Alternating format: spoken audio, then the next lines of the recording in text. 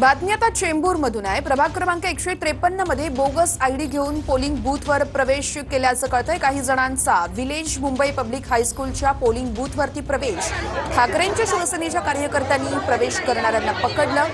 Bogus ID करून प्रवेश करणाऱ्यांना गोवंडी पोलिसांच्या ताब्यातही दिलेलं आहे। ठाकरेंकडून मीनाक्षी पाटणकर, शिंदेंकडून तन्वी काते या ठिकाणी रिंगणात आहेत आणि याच संपूर्ण प्रभागामध्ये हा प्रकार घडलेला आहे। जो आरोपी पकडला होता तोच आरोपी वाटताना दाखवलाय। पोलीस खातं म्हणतंय एवढेच नाही मिळाले, पैसे नव्हते ना, ते कसे देत होते ते बघा तुम्ही। जे फुटेज मध्ये आले ते पकडले नाही, त्याच्यामुळे ते सांगतात काय आमचं काही वाकडं नाही केलं जाणार।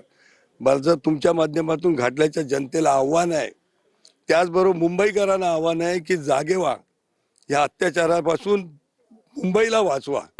तो रवींद्र शंकर महाडिक हा शिंदे गटाचा कार्यकर्ता आहे, पदाधिकारी आहे, शिंदे गटाचा पदाधिकारी।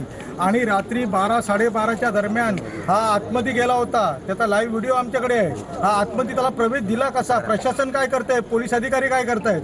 आणि त्याला एवढ्या आतमध्ये, म्हणजे विचार करा, पणत्या वाटून झाल्या, साड्या वाटून झाल्या, पैसे वाटत झाला, हा बाजार दिसतोय, डोळ्यासमोर बघतोय, परंतु प्रशासन ढीम आहे आणि पोलीस वर्ग सुद्धा आम्हाला सहकार्य करत नाही। आणि मतदानाचा अधिकार जो आम्ही म्हणतो ना, आमचा मतदानाचा अधिकार, त्या मतदार केंद्रामध्ये ही व्यक्ती एवढ्या आतमध्ये जाऊन सर्व त्याची निगराणी करून बाहेर येते, तोपर्यंत प्रशासन काय करते हा आमचा प्रश्न आहे।